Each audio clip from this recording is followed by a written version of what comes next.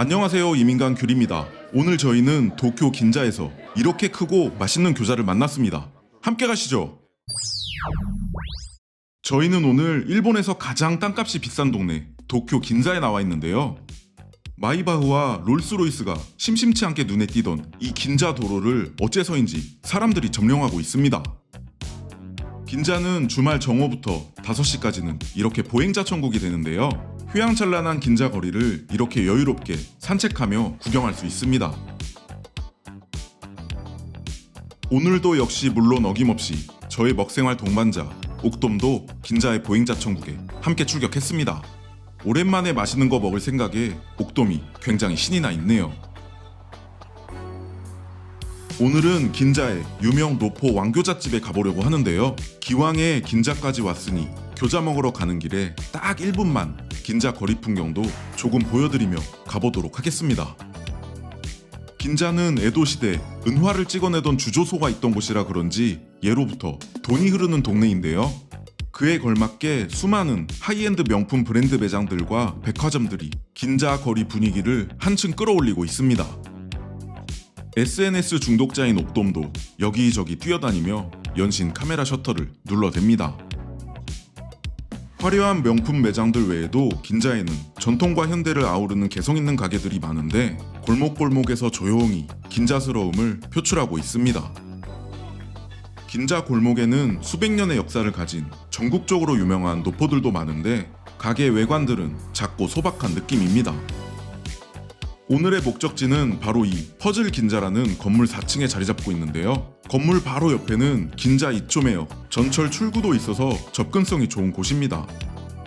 역시 교자가 유명한 가게라 건물 입구부터 교자 포스터가 붙어 있네요. 도착했습니다. 오늘의 가게 긴자 텐류 본점입니다. 엘리베이터 문이 열리자마자 대기줄이 북적북적하네요. 입구부터 긴자 텐류의 시그니처 메뉴인 왕교자 모형이 임팩트 있게 걸려있는 모습이고요. 우리나라도 어느 동네를 가던 그 동네를 주름잡고 있는 오래된 중화요리집이 한두 군데 있잖아요. 여기 긴자 텐류도 딱 그런 곳입니다. 1949년에 개업한 일본식 중화요리집인 긴자 텐류는 구글 리뷰가 3,200개가 넘게 있는데 별점이 4점이 넘는 아주 평가가 좋은 곳이고요.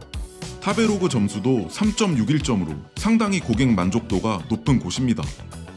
인기점이라 항상 대기줄은 있지만 음식이 빨리 나오는 편이라 회전율은 좋은 편입니다.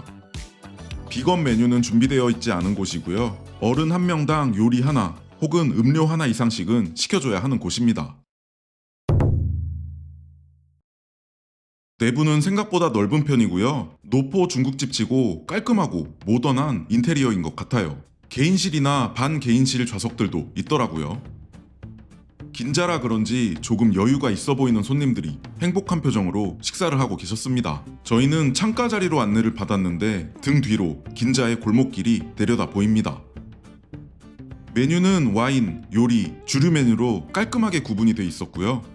메뉴판이 뭔가 노포스럽지만 사진도 있고 보기 좋게 깔끔하게 잘 만들어져 있었습니다. 노포 중화요리집답게 우리나라의 짜장면, 짬뽕처럼 일본화된 중화요리 메뉴가 대부분이네요. 오늘은 어떤 술을 곁들일까 행복한 고민 중인 옥돔입니다. 餃子2つ、餃子お二つ、はい、青菜炒め1つ、はい、あと酢豚を1つ。酢豚を一つ。 신중한 고심과 논의 끝에 주문을 마쳤고요. 테이블 세팅은 딱 일본식 중화요리집의 정석으로 겨자, 식초, 백후추, 고추기름, 간장으로 구성되어 있었습니다. 이미 한두 모금 마셔버렸지만 오늘의 음료입니다. 옥돔은 산토리 매실주와 탄산수를 섞은 우메슈 소다와리, 저는 기름진 요리와 깔끔하게 잘 어울리는 산토리 쿠로 우롱차를 곁들이려고 합니다. 첫 번째 메뉴가 나왔습니다. 청경채 볶음인 아오나 이타메입니다. 요즘 야채나 단백질을 먼저 먹는 거꾸로 식사법을 실행하고 있어서 본격적인 식사 전에 먹으려고 시켜준 메뉴입니다. 엄청 당기는 맛이라거나 그렇진 않았고 그냥 야채 할당량을 채워주는 느낌으로 먹었습니다.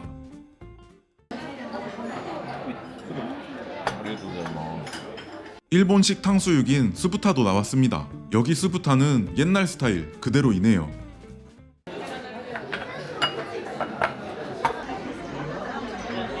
바로 뒤이어 오늘의 주인공 교자도 나왔습니다. 일본 교자의 특징인 바닥은 노릇 바삭하게, 윗부분은 쫀득하게 잘 조리돼 있네요. 그리고 크기가 정말 압도적인데요. 다른 교자집들의 두세 배는 되는 것 같고요. 거의 바나나 정도의 크기입니다. 이 왕 야끼 교자는 여기 긴자 텐류의 시그니처 메뉴라 모든 테이블에 한 접시씩은 올라가 있더라고요. 일본에서 교자는 밥과 함께 먹는 반찬으로 진화를 했기 때문에 이렇게 밥도 주문을 했습니다.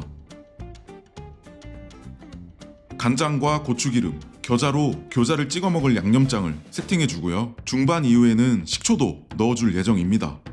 여기 텐류의 교자는 만두피가 꽤나 얇은 편이기 때문에 붙어있는 교자를 기술적으로 잘 떼줘야 하는데요. 이렇게 옥돔처럼 까딱 잘못하면 만두가 터져서 육즙이 다 새어버립니다. 드디어 제대로 영접하는 크고 아름다운 텐류의 교자입니다. 젓가락으로 막상 들어보니 정말 크고 묵직하네요. 만들어둔 양념장에 찍어 먹어보니 역시 육즙이 쭉쭉 나오는 게 맛이 좋습니다. 만두피도 만두 속도 아주 부드러운 스타일이에요. 교자 바닥이 단단 바삭한 식감도 갖고 있어서 그런지 밥 반찬으로도 아주 잘 어울립니다. 밥이 그냥 쭉쭉 들어가는 게 밥도둑이 따로 없습니다. 이렇게 섬세하게 잘 떼서 이번엔 겨자도 듬뿍 곁들여 봅니다. 겨자의 톡 쏘는 자극이 교자 속 육즙의 기름기를 더 맛있게 먹을 수 있게 해줍니다. 만두 속의 맛은 한국의 만두와 꽤나 다릅니다. 저는 개인적으로 일본에서 교자를 먹을 때 한국인과 일본인의 입맛 차이를 가장 크게 느낍니다.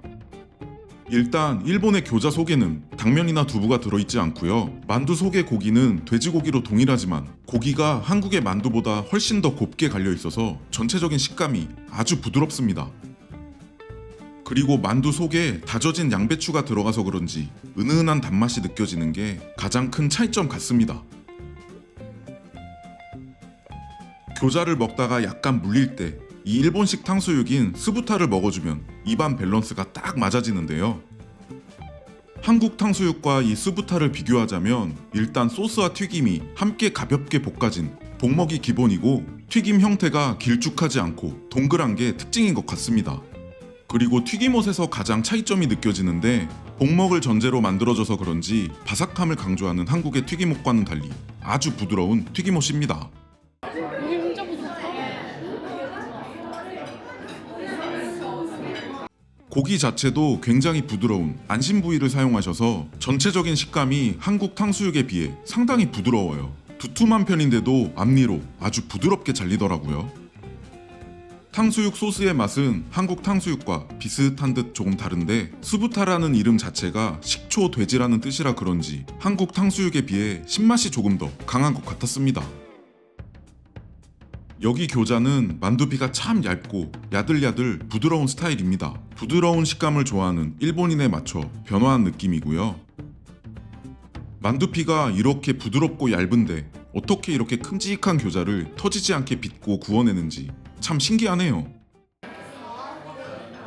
다 터졌지만 만두 속이 아주 풍성하고 맛있어.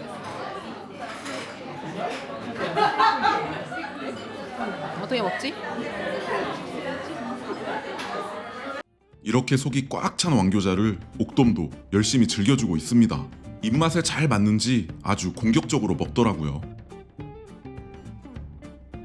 나온 지 좀 시간이 지나니 단단 바삭했던 교자의 바닥 부분도 부드러워지고 전체적으로 교자피가 좀 더 쫀득해진 느낌이 듭니다.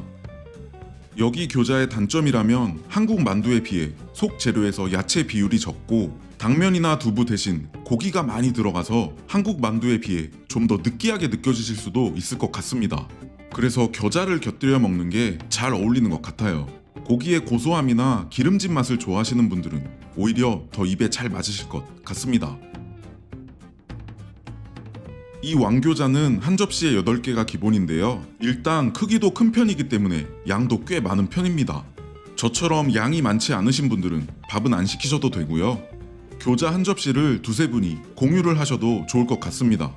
실제로 저희 옆 테이블은 두 분이 오셔서 왕교자 한 접시에 맥주 한 잔씩 드시고 금방 가시더라고요. 이 긴자 텐류는 교자, 스부타 외에도 볶음밥, 텐류맨, 마파두부 등도 유명하고 맛있으니 여러 가지 요리들을 조금씩 시키셔서 다양한 술 메뉴와 즐기시는 것도 좋을 것 같습니다. 교자 크기가 상당하다 보니 많이 먹는 옥돔도 한 접시를 다 못 먹고 2개를 남겼어요. 남은 건 포장해 가서 야식으로 먹을까 합니다.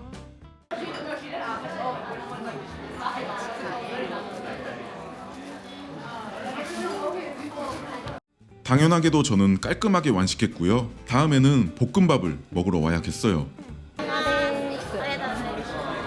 바쁜 매장이지만 직원분들도 다들 친절하셨고요. 카드 결제도 가능했습니다. 역시 늦은 시간에도 대기가 북적북적하네요. 잘 먹고 갑니다. 오늘 이렇게 먹고 마셔서 7,715엔이 나왔습니다. 긴자라는 장소에 있는 인기점이라 그런지 동네 중화 요리집보다는 조금 비싼 편인 것 같습니다. 배 터지게 먹은 옥돔은 오늘 식사가 아주 만족스러웠다고 하네요. 든든한 배를 두들기며 긴자 거리로 나오니 어둠이 내려앉은 긴자에 화려한 네온 사인이 저희를 반겨줍니다. 긴자의 높은 빌딩들도 조명을 밝히기 시작했습니다. 긴자의 개성 있는 디자인의 빌딩들은 참 구경하는 재미가 있습니다. 옥돔도 저녁이 되어 한적해진 밤의 긴자 골목을 요리조리 누비며 구경을 해봅니다. 1932년에 만들어진 긴자의 랜드마크인 세이코 시계탑도 보입니다.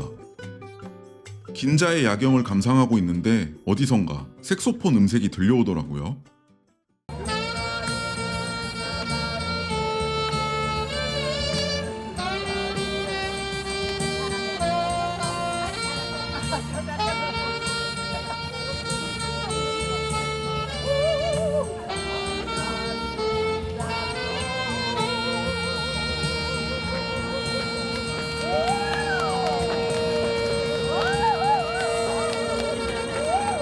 한참이나 넋을 놓고 색소폰 길거리 공연을 구경했는데요. 연주자님이 여러 명곡을 아주 맛깔나게 연주해 주셔서 길거리 호응도 아주 좋더라고요. 저희도 이 색소폰 연주처럼 오래도록 사랑받는 영상을 만들 수 있도록 노력해 보겠습니다. 저희에게 큰 힘이 되는 구독, 좋아요, 알람 설정 부탁드리고요. 그럼 다음 영상에서 만나요.